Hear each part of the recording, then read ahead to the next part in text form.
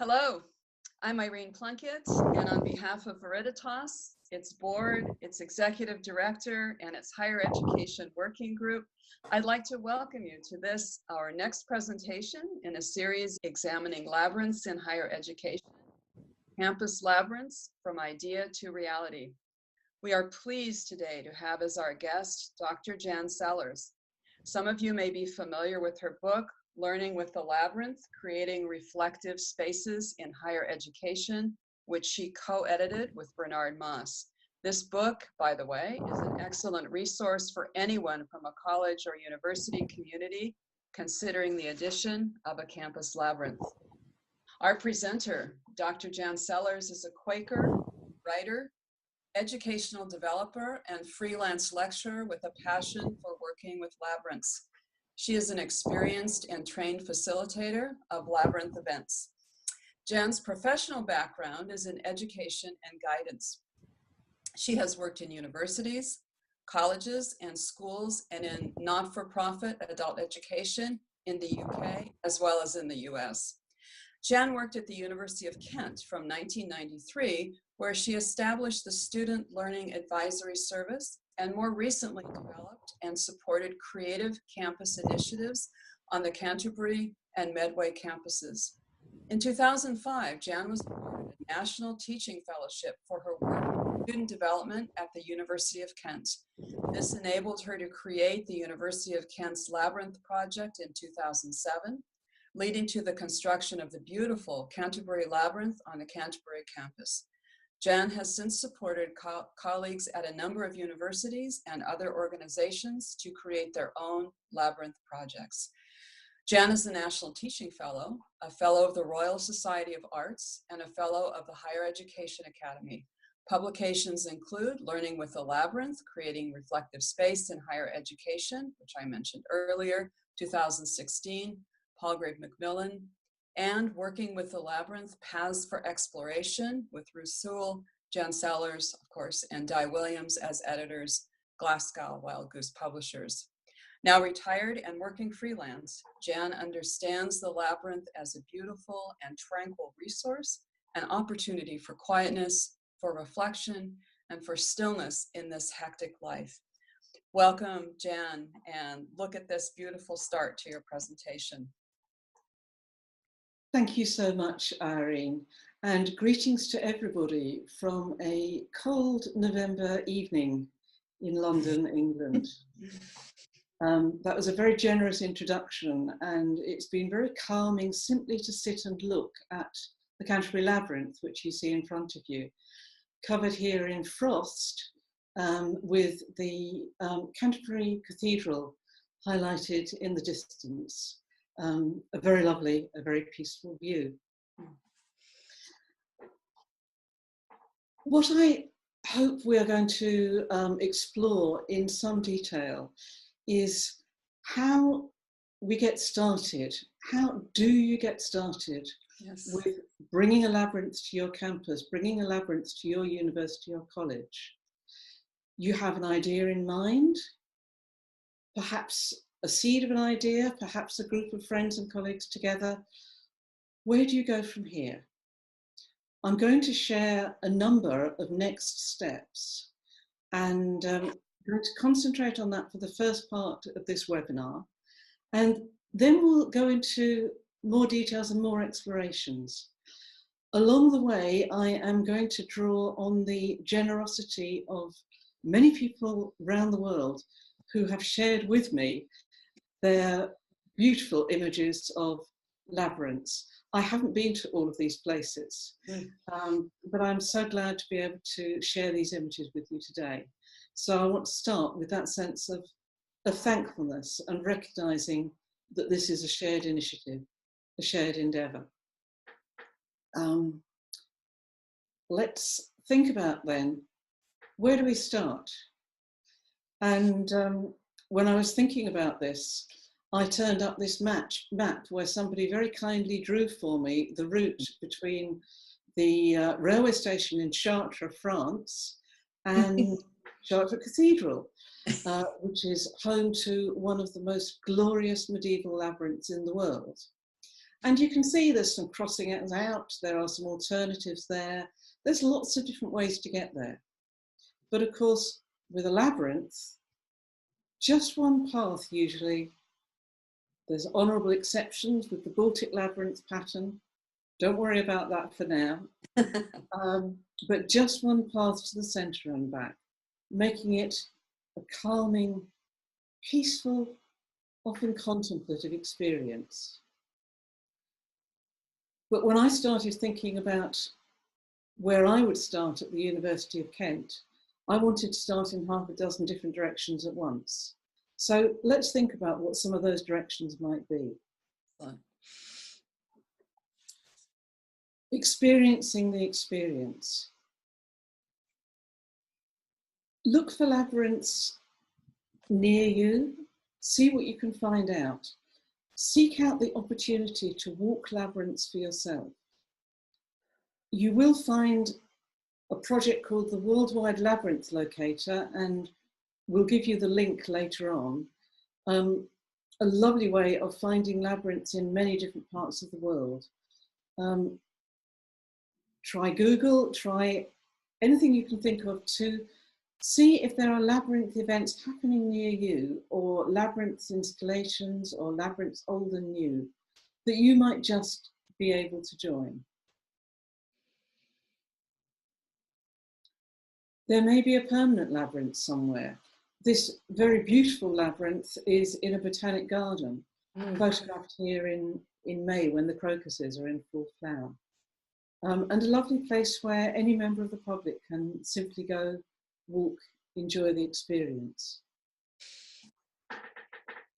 But it may be that you are far away from labyrinths. And in that case, there are other ways of engaging. Finding out how to draw labyrinths is just one possibility. And as they say, here's one I made earlier. And I love the opportunity to simply draw labyrinths over and over, a technique that I learnt from an artist called Jim Buchanan, whose book will feature later on. We'll flag that up to you a bit later. Talking about learning how to draw the labyrinth, there are instructions and guidance available within the book that Irene kindly highlighted, Learning with the Labyrinth, Creating Reflective Space in Higher Education. And you will find photocopyable resources in there, which are free for you to use, but also available for classroom use. And up there, top right, you will see the possibility of simply tracing a finger labyrinth by hand. And a finger labyrinth is a labyrinth that you can have on your desk, you can have it on your kitchen table, you can hold it up in front of a class, and it's a simple, calming way of tracing a labyrinth pattern. Let me show you another example. Oh, yes. And I'm not entirely sure whether you're getting that image in reverse, because I certainly am. But labyrinth patterns are varied, finger labyrinths are varied, and I will mention to you a bit later where you can get hold of some of these things. Great. So we've talked about experiencing the experience. Try and find a way of engaging with labyrinths. Next thing, learning about labyrinths. And this list of possible references in front of you is quite unashamedly about the beauty, the wonder of labyrinths. All of these books have some really, really beautiful images in. You'll notice that there are 2 books there by Jeff Sayward. This is because I'm highlighting both the British and the American editions. Right. And you may find the American paperback edition a bit easier to get hold of. Some of these books are only available secondhand, but they are available. So I do encourage you to go and explore. And the Labyrinthos website is packed with glorious, beautiful pictures of labyrinths around the world. Then beginning to think about, how can I engage with labyrinths in the classroom? And the top item mentioned and the bottom item mentioned, all of these, I'm looking at the screen, these are free resources where you have got a web link there. The Labyrinth Society, we have a recently completely updated and revised section of guidance about using labyrinths in universities and colleges, with many different examples from around the world and some links to PDF articles, all sorts of images there and information. So please do tap into that as an international resource. The book by Alison James and Stephen Brookfield has a section in it to do with teaching and learning with the labyrinth. And they have made 2 short video clips that you may find useful, purely introducing labyrinths in a university and college context. Then the Macmillan International Higher Education link that you can see there in the middle, the first chapter of Learning with the Labyrinth is completely free for you to read and download. Nice. And that gives a useful overview.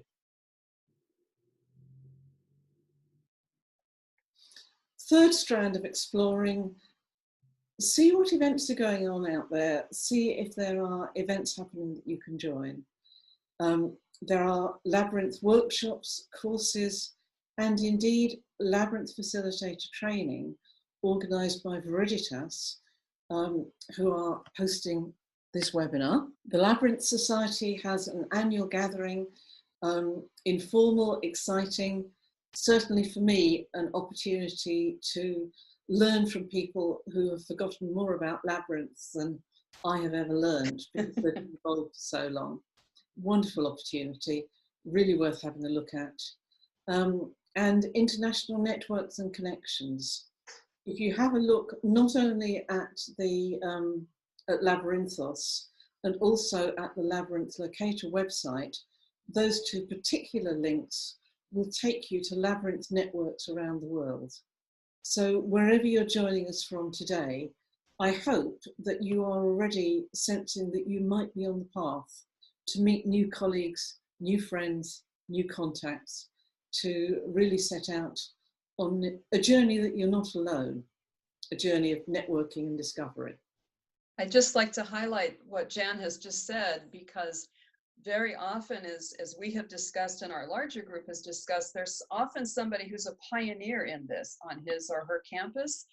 And, you know, as Jan's comments kind of reflect, there can be a little bit of loneliness. Not always, often there's a group, and Jan's going to talk more about that later. But I think for those individuals who don't have an immediate support group, these resources are really validating. They're helpful, practically helpful, but also validating to your vision.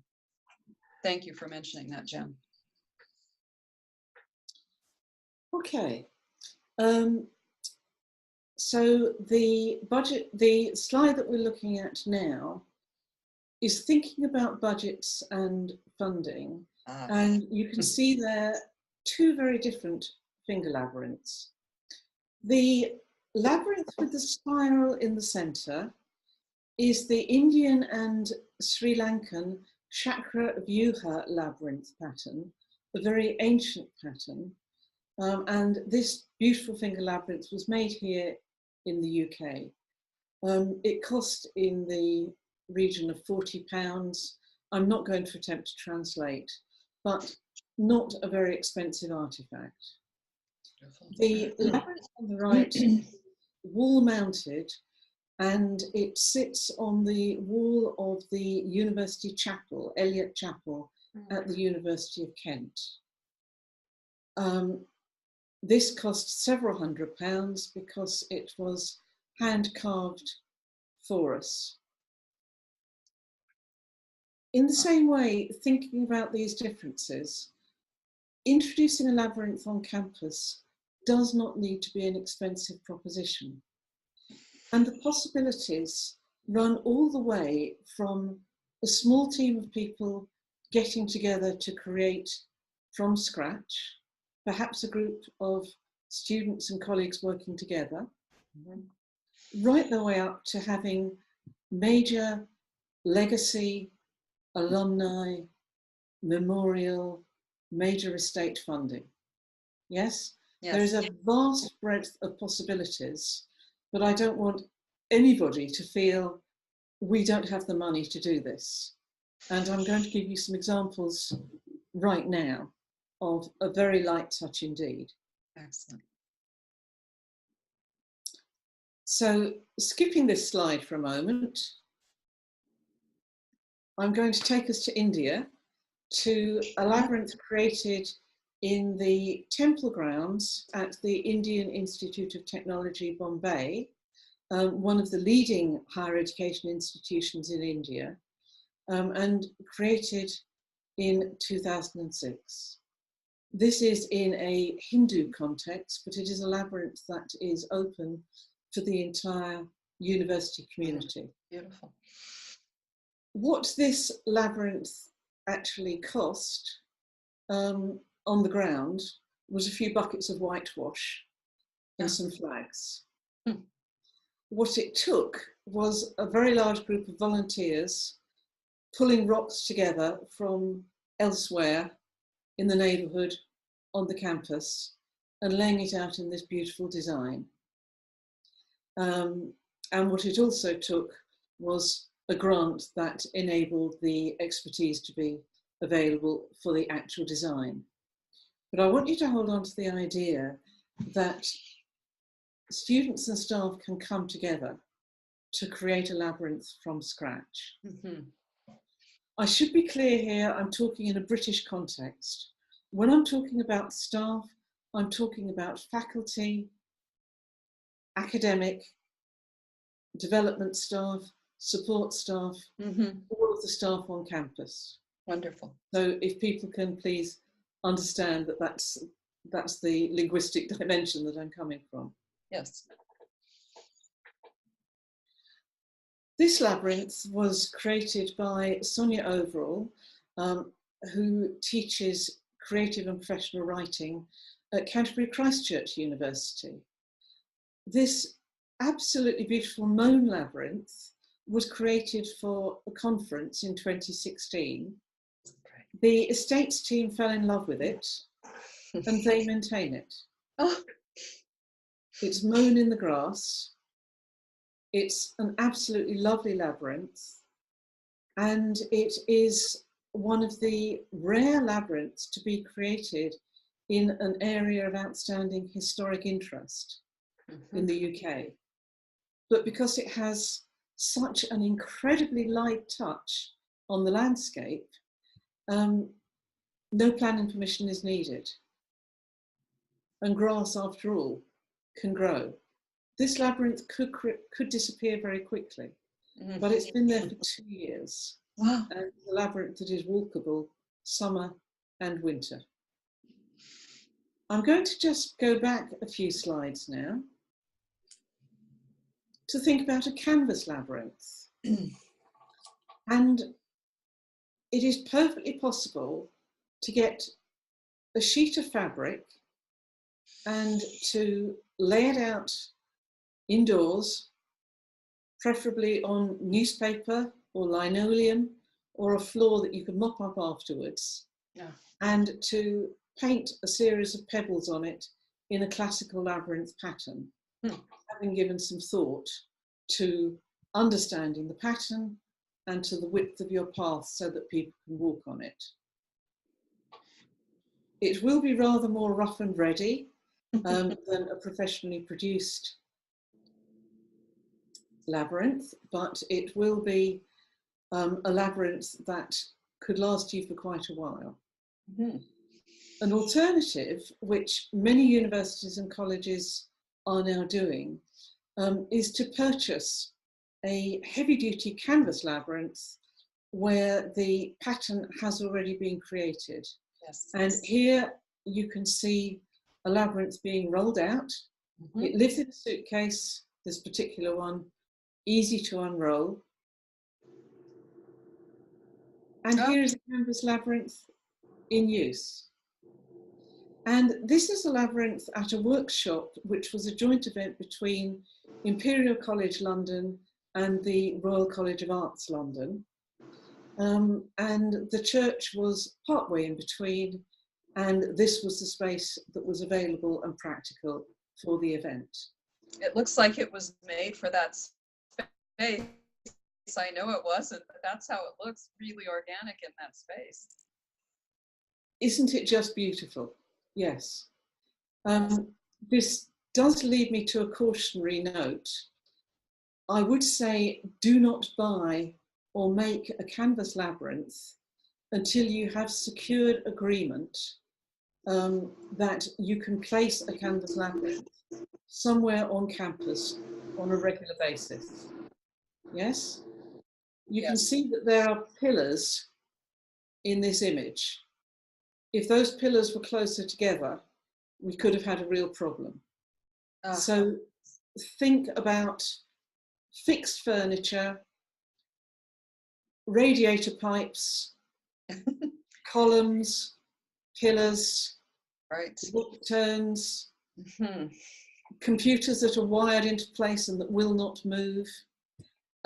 Just be sure that you've got the space before you spend money on a beautiful canvas.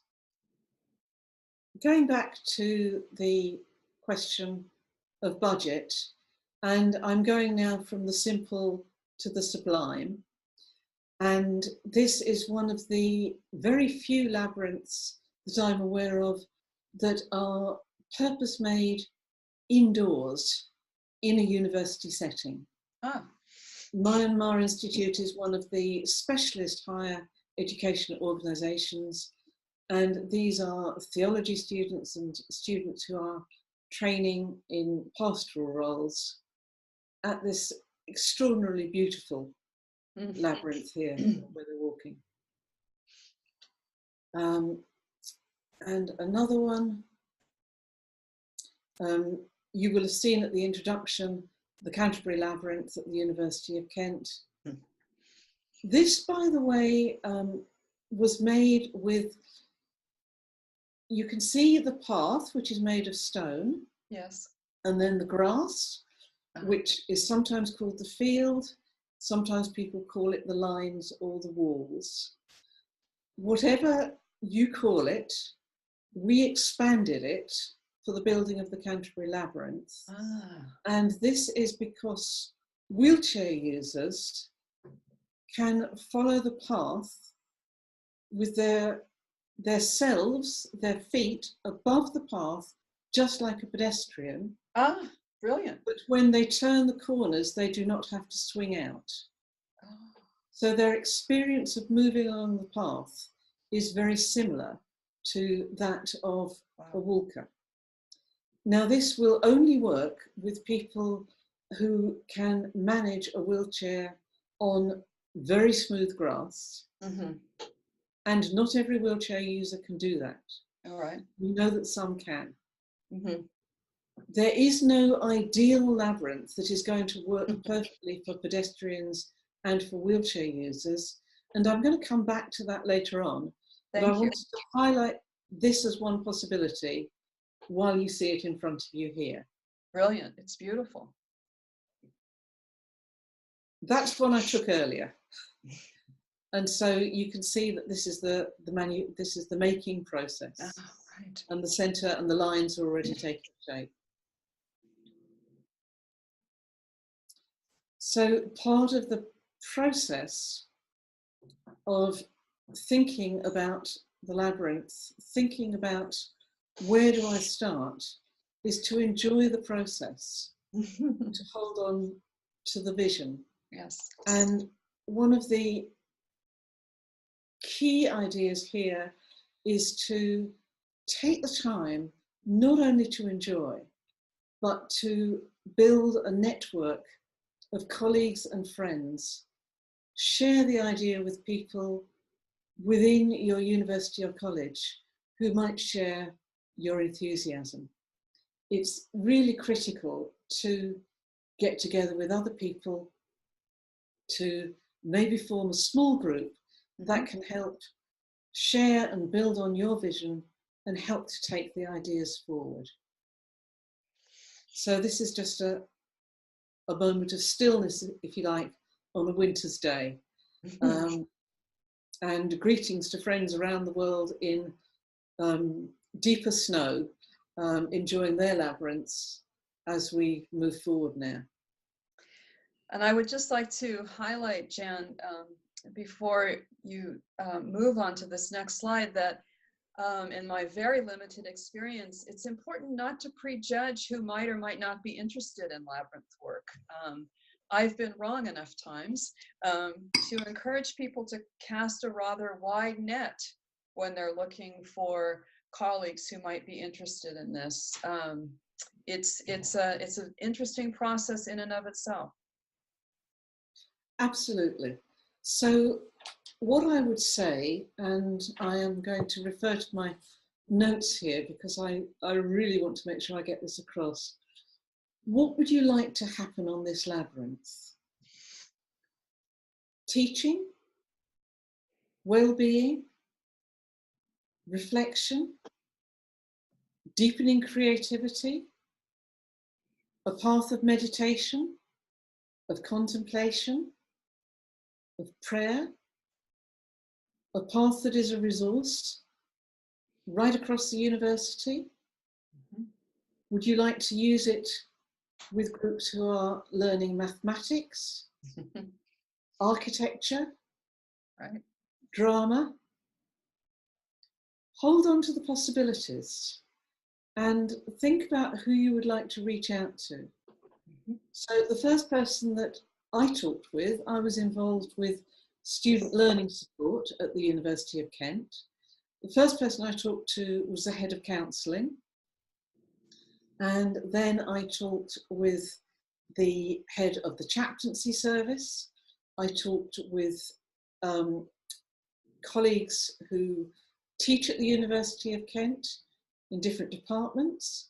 I talked with the Students' Union, and the first thing that we did was to go as a group and visit another university and learn from their experience. We were able to go and we used a bit of staff development funding. We were able to go and visit a university that already had a labyrinth.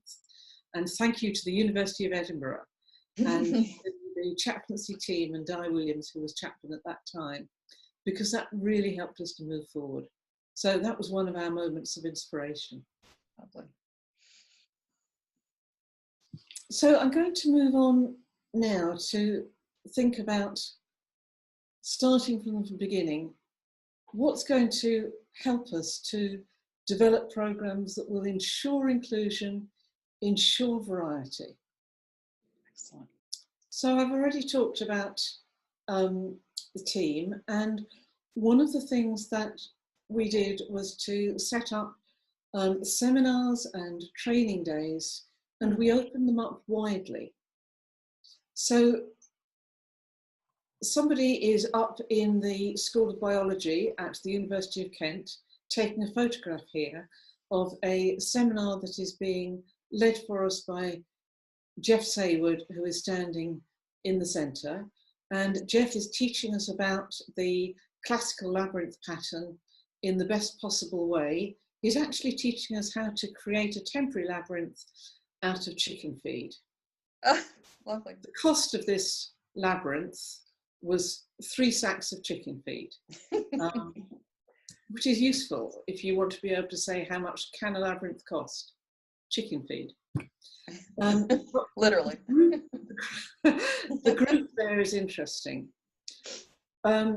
We have 2 members of staff, 2 members of faculty from dance and drama, and several students there who wanted to engage with the labyrinth.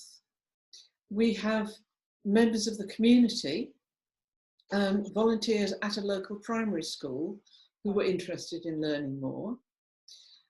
We have a professor of social work and spirituality and social work education, Professor Bernard Moss, who co-edited Learn with the Labyrinth with me,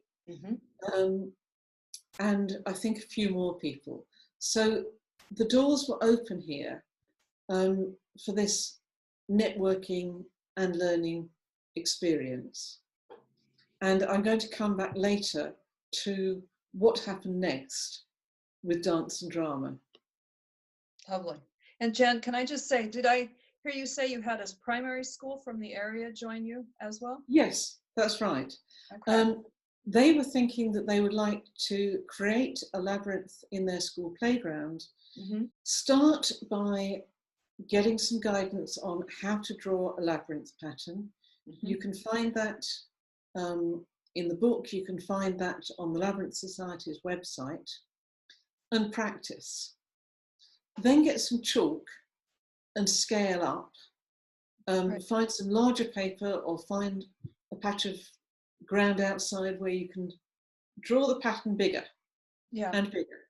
Got it. And bigger. Doing so safely, of course. Right. Don't get run over drawing this labyrinth. No. Okay. Find a playground somewhere where you can actually draw a labyrinth that's big enough to walk. And that's what they were aiming to do.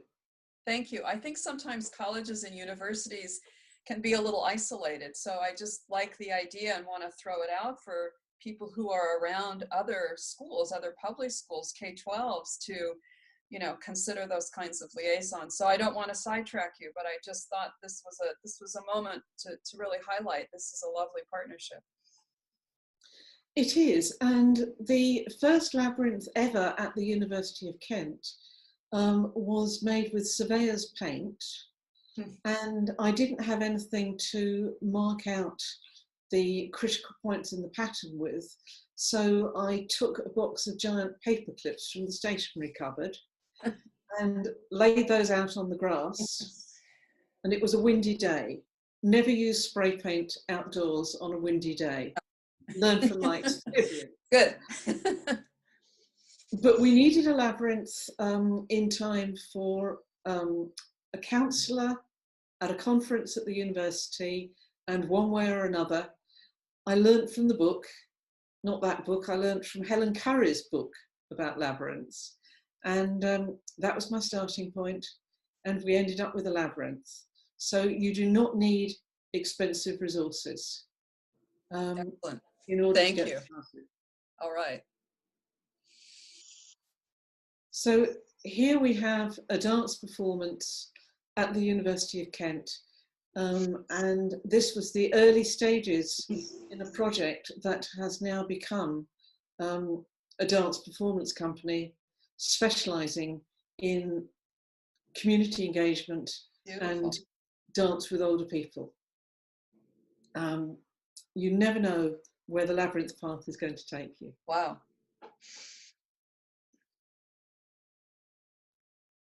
And another very simple project, and I'm grateful to Anne Anker Bolstad from Norway for sharing this beautiful image. Anne, as a chaplain, was looking for ways to engage students from the beginning, and she asked them to bring in scarves during orientation week. Their student induction, and the students got involved and created this beautiful labyrinth. Really beautiful. Very simple, very adaptable, very flexible idea. So thinking in terms of student engagement, this is an example of professional practice. Dr. Helen Malcolm is Assistant Director at the University of Melbourne's Centre for Rural Health. And the medical students there are often working in very isolated circumstances. Now, colleagues in medicine and nurse education and in law will be very much aware of their professional standards. There is a duty of self-care. a professional duty of self-care, which is written in to the qualification and engagement process for these students. Interesting. And so this labyrinth is in part an opportunity for mindfulness, an opportunity for slower engagement, disengagement from stress and anxiety, engagement with the present moment. And it is a way for students to support themselves in taking care of themselves. A very, very beautiful labyrinth, as you can see here, right in the heart of campus. And this is an example of a fully paved labyrinth, which again, is fully wheelchair accessible, but in a different way. Yeah? Yes. Right.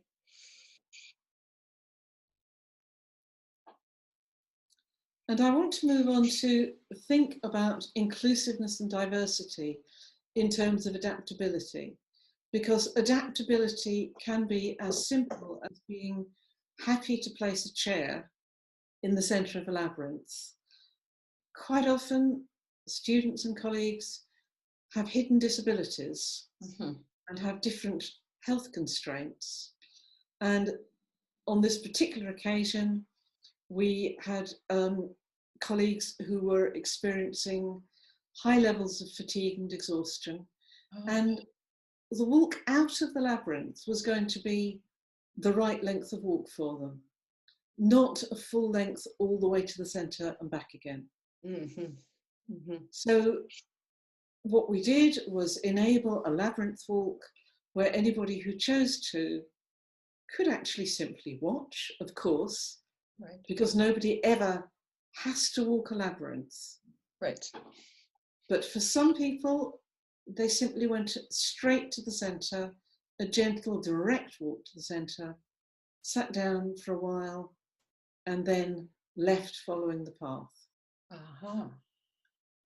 And the reason that chair looks slightly odd is because we have put cups on the end of those chair legs to protect the fabric of the canvas.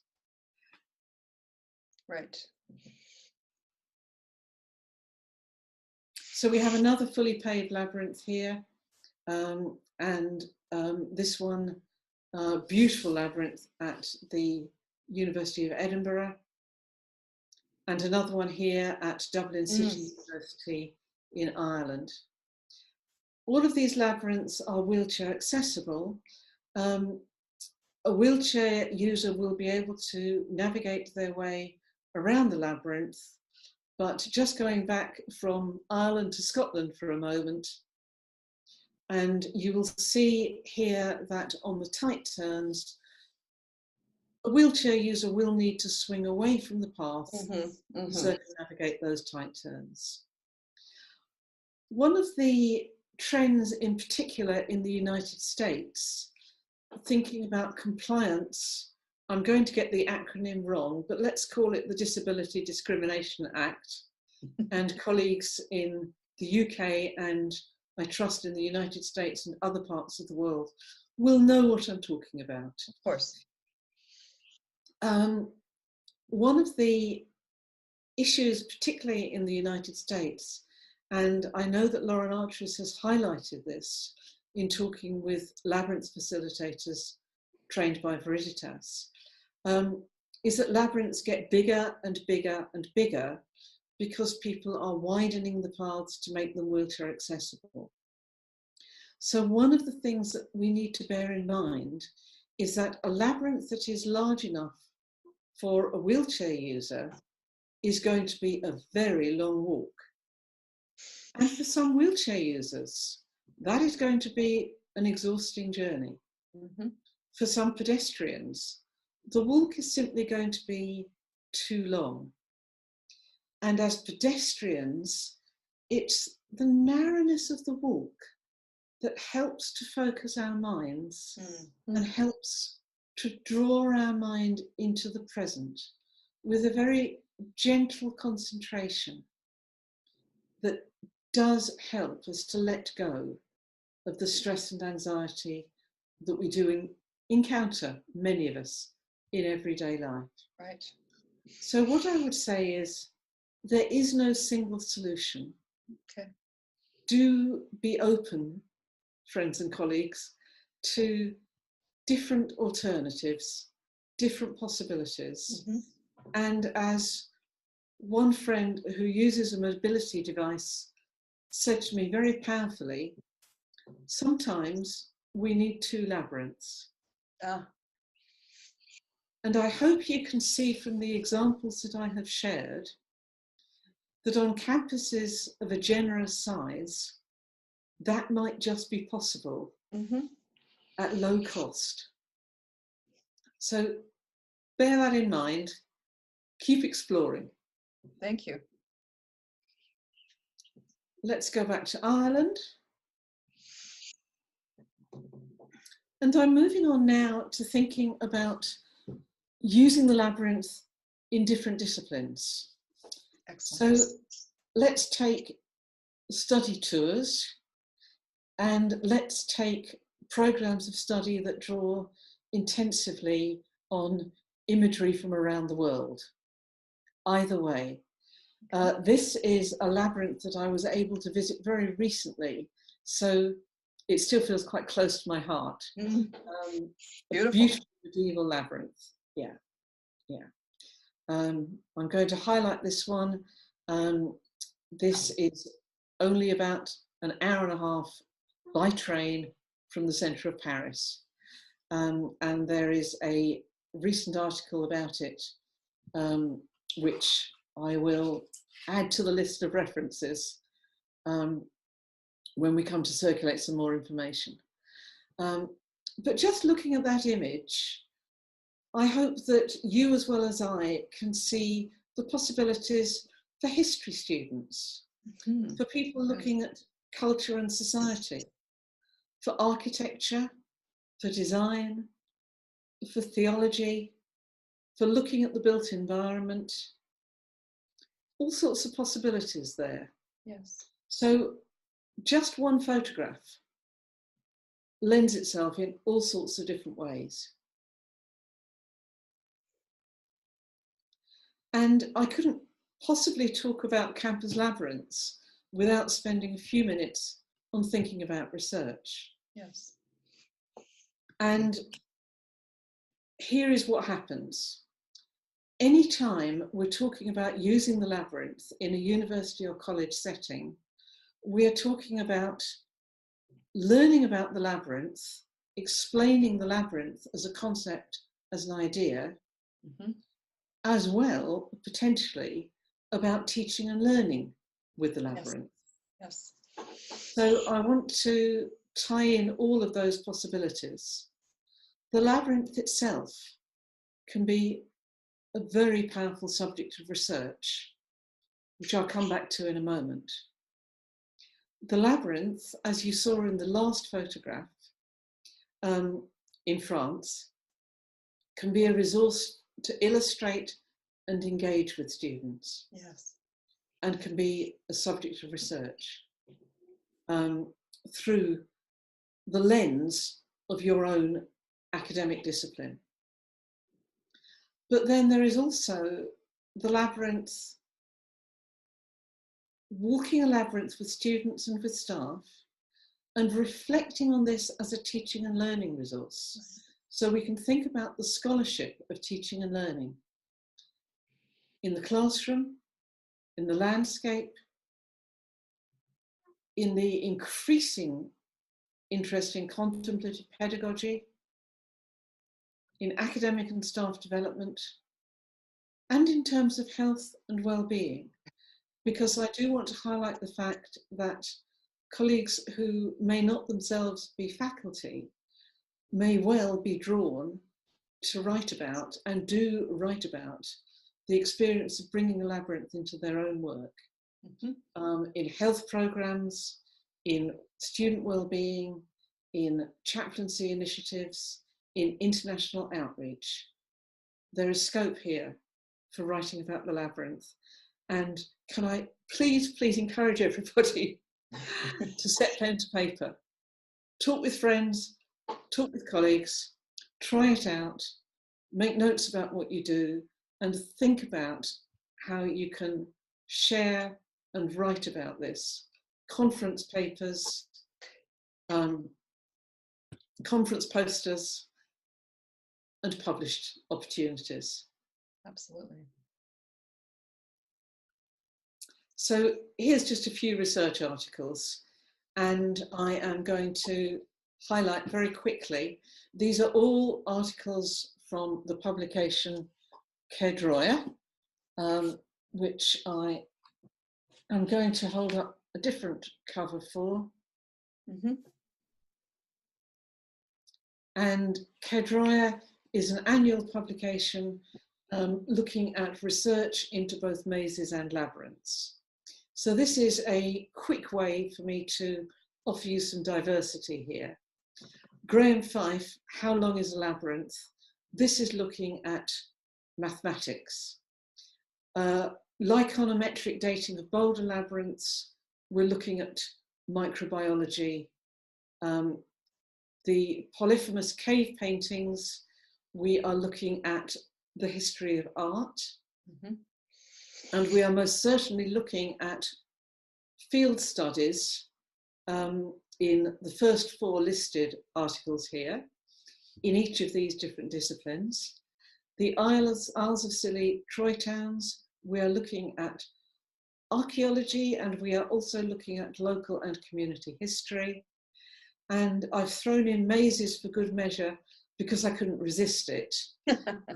Roberto Milatz's article about the mazes that appear in the film The Shining, there's one for film buffs and for film studies. So this is just to give you a picture of the sheer diversity. And I hope the next slide is another focus on mathematics.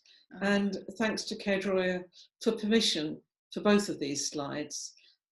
This is Ellen Gallo's work at St. Lawrence University, looking at the mathematics and the symmetry and the design of labyrinth patterns. I am not going to pretend to understand these diagrams, but I hope that those of you of a mathematical bent will be keen to know more. And Ellen's article and these articles here are available freely in the Kedroia archive on the Labyrinthos website. Excellent.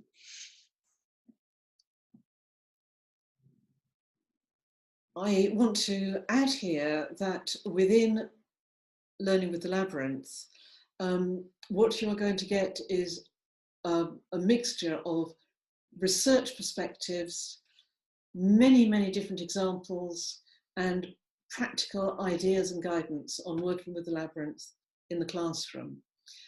The first chapter you can access freely just by downloading, and I have included in that my own review of what writing I was finding about teaching and learning with the labyrinth with students in a classroom setting. Mm-hmm. In disciplines ranging from creative writing to nursing studies, and it's nursing studies who were the pioneers in this regard. Then we have Dr. John Rhodes, who gives a very valuable research perspective, and a number of people have been in touch with me to say how useful they found this research overview.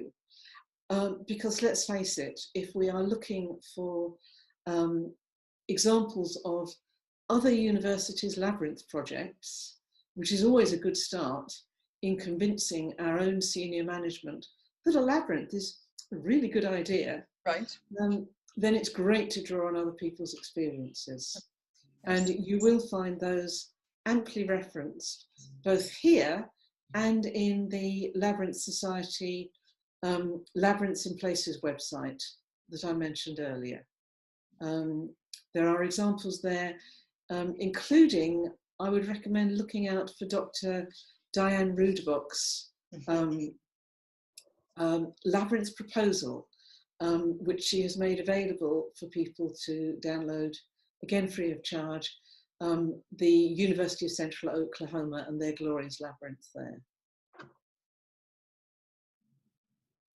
And just to acknowledge here that the image that I've already shared with you, again, this is an example of drawing colleagues in. This particular workshop, leadership and professional development team hosted this workshop, which began to introduce contemplative pedagogy to a wide range of colleagues. And here, colleagues from many universities across the UK, colleagues from a wide range of traditions, and also colleagues from all faiths and none.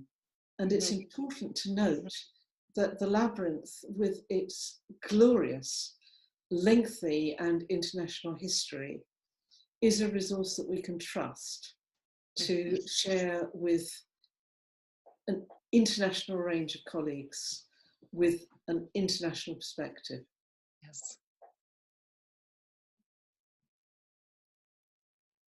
And I'm going on here to give you some more examples, looking in particular at ways in which things that people have got really enthusiastic about. Yes. So Jan, let me just interject here. We're at about 5 minutes. And so I just don't want you to not be able to say anything you want to say, but also not to interrupt you. This looks wonderful. Okay. Then I'm going to move rapidly through these. Quite a few of these are images from the book, but shown here in glorious Technicolor. Okay. So this conference, this was a theology and spiritual studies conference at St Mary's College, Twickenham, held in their theatre, which was the best space for this 36-foot, 12-metre glorious Chartres canvas. Contemplative Pedagogy. I want to highlight a book that I have only just acquired. I've literally only read 2 chapters. I am so enthusiastic about this. Can you read that title, Irene? Yes, The Contemplative Mind and the Scholarship of Teaching and Learning. Thank you. And here we have its authorship. So this is a book by Patricia Owen Smith, who uses the labyrinth with her social justice students. Beautiful. The image is of a class of social justice students who are walking the labyrinth there. And we will give you a link to the Contemplative Mind website later on. Here's indeed is a symposium in the UK, an opportunity for people to simply quieten the mind as they arrive at a conference after long journeys. Bryn Mawr, this was the inspiration and gift of an alumna, and this is a labyrinth that celebrates mature women students going to university for the first time in their generation. Yay. Wonderful, wonderful labyrinth. Summer school. Nursing students here from Marian University here in Harlaxton College, England, and taking this as an exceptional experience as part of looking at health and well-being and the arts as part of their programme of study. And you can see their study materials scattered around the floor while they take a break and walk the labyrinth. That's lovely. Completely different. And I do want to highlight the opportunities for engagement with the arts. And artist Jim Buchanan creates these wonderful labyrinths of light, projections both onto the ground and in this case onto water. A whole body experience in a different way of engaging with the labyrinth walk. Beautiful.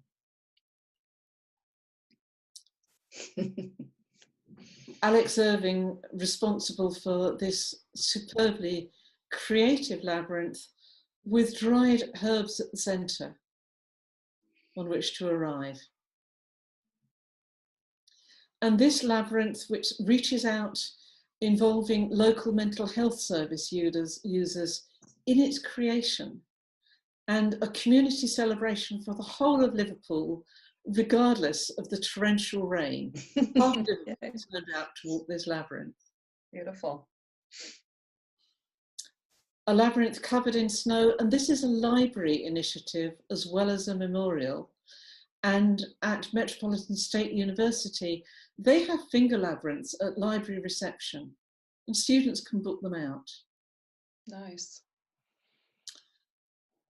So this quotation, as our time together draws to a close, and I hope with time for questions, this is about walking. This is about taking time away from the computer. This is a time for stillness, for contemplation, for allowing the bubbles of ideas and peace and a fresh energy to arise that we can only find if we tear ourselves away from our desks, away from the lecture theatre, away from the classroom, and walk into stillness. Thank you, Jan. That's a thoughtful and evocative presentation. We are hoping that those of you who are with us and who are going to view this later are inspired, really inspired. There's certainly a lot to work with here. This ends the formal, so again, thank you, Jan. Beautiful work and beautiful, helpful, really helpful presentation. As somebody who worked in higher ed for a long time, I appreciate how inspired and practical this is. It's hard to strike that balance sometimes, but you've done it. Thank this you, ends the formal part. Do we have time for questions? Well, we're going to end the formal part at this point, and my understanding is that we will be able to, those who are with us live can stay on and we will have some questions. Hi, yes. There's been some side conversation in the chat just about ideas and inspiration from other participants. And here's a question from Himi Syed, who asks if there's any thoughts on secondary schools or high school campuses. So perhaps, you know, what are the similarities and differences in bringing a labyrinth to a education setting earlier than college or university? Well, thank you, Lars, and hello, Penny. Thank you for your question. There certainly is. There is huge interest. And the examples that I'm aware of, I'll give you 3 examples. A labyrinth in a primary school where children used painted handprints to create the labyrinth in their school playground.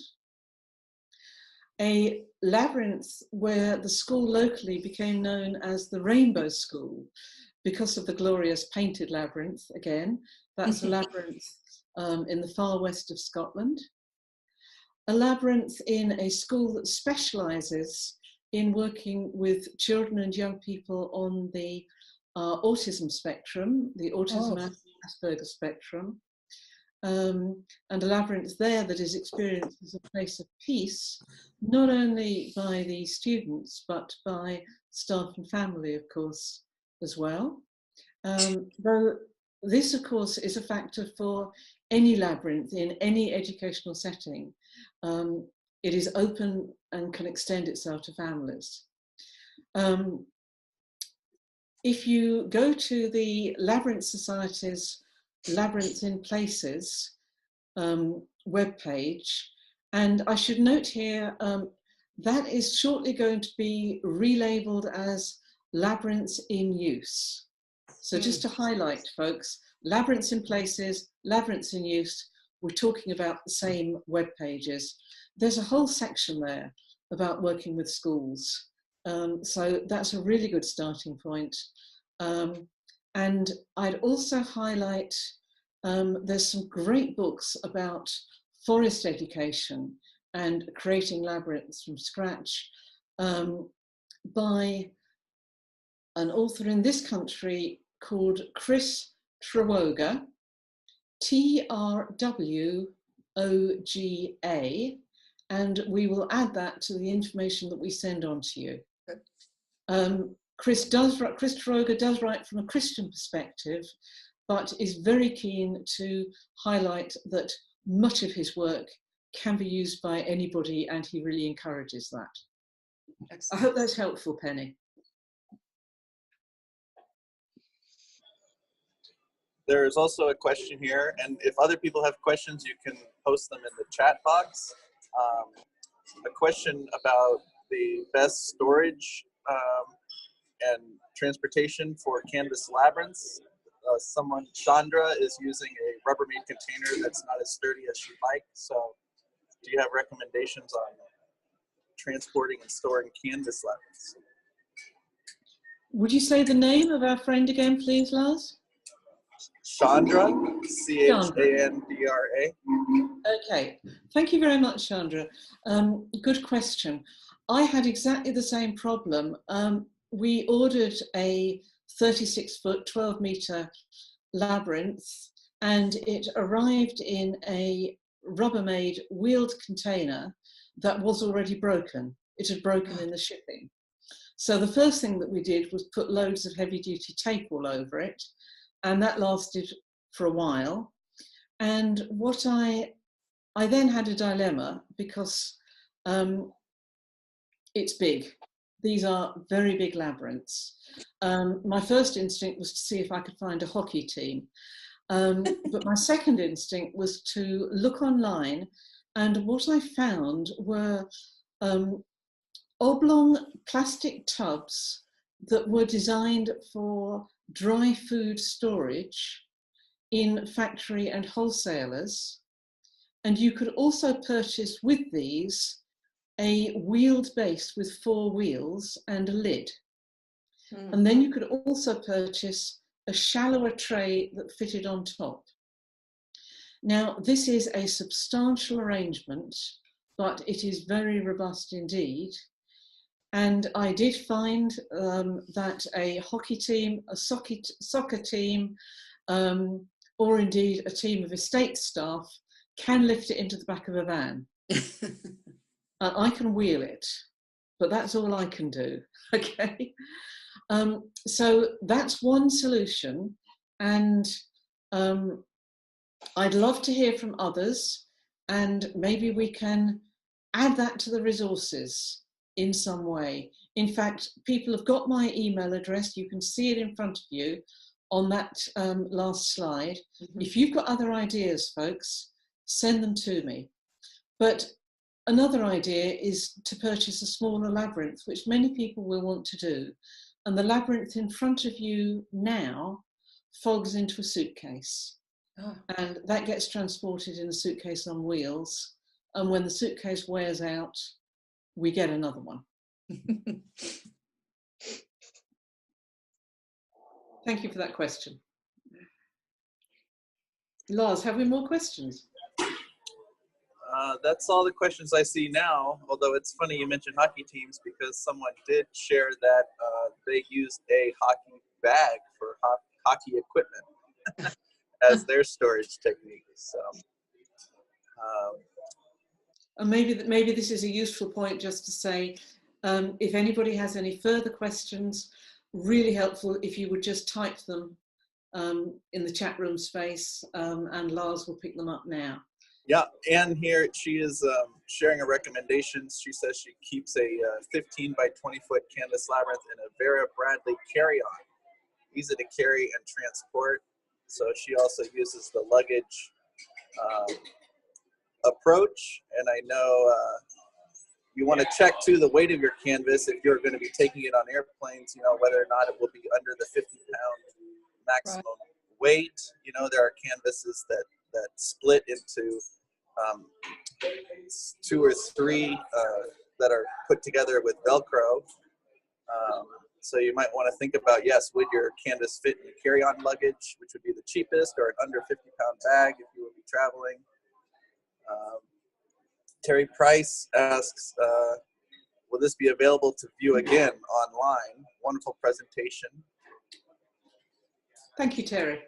Yes, for starters, in about a week, the link will go out to everyone who registered, and they it would be easy for them to watch it again. And then it will be also posted on our website on our higher education page. That's great. And thank you for your feedback, Terry. Glad you enjoyed it. Okay, one last question, I think, and then we'll close. It says, from Patricia, I'm a facilitator finding it difficult to get into schools. If I don't have a personal contact in the school because the principals tell me to go through the boards, I find it difficult to get into conversation with local school boards. How do you get into a school if you don't have a personal connection? Can you clarify are we talking about schools for people up to age 18, or are we talking about academic departments in universities and colleges? Can you just clarify that for me? Actually, maybe there isn't time to clarify. Maybe I just try and answer both. On schools in universities, I think the important thing here is to think about your field of expertise, your own areas of connection. It may be easier to connect, for example, with a counselling team, with well-being, with chaplaincy, with university recruitment, with student retention, with outreach, with arts initiatives. If you think about a university or college as being like a town in miniature, it's got all of those links and possibilities and resources. And sometimes we're pushing on a closed door when another door could be wide open. So start with yourself, think about exactly what it is that you would like to offer, and see if there are other doors that might be open. And in the longer term, who knows what could happen. So that's as far as universities are concerned. With schools, it's a little more difficult because children, of course, are more vulnerable. They need that little bit more protection. And so, again, it's issues about being invited in. So I would perhaps think about talking with parents. This is off the top of my head because I have not been in this situation before. I've tended to be invited in, but I've been invited in through a contact that I've made in the community. And this wasn't when I was seeking the opportunity either. The opportunity came. Mm-hmm. So maybe think about parents and the equivalent of the parent-teacher associations that we have here. Mm-hmm. Think about offering the Labyrinth as a community or festival initiative for the school, so that the school is perhaps introduced to it in a different way. Offer your services as a volunteer and be clear that you are not talking about teaching going in on your own. You're talking about something that could be engaged with by teachers, by parents, by anybody who would like to be involved, so that you are there offering something, if you like, perhaps as a gift in the first instance, mm-hmm. and see where that takes you. I hope that's helpful, but do visit the Labyrinths in Places website for ideas about working in schools. Thank you. I think we'll draw this to a close now, and our many thanks to Jan Sellers for an excellent presentation, and to Irene as the interviewer and Lars as our Q&A, and on the back end is Ann Bull. So it's Veriditas' honor to host such an event. Thank you all. Bye. Thank you. Bye. Bye.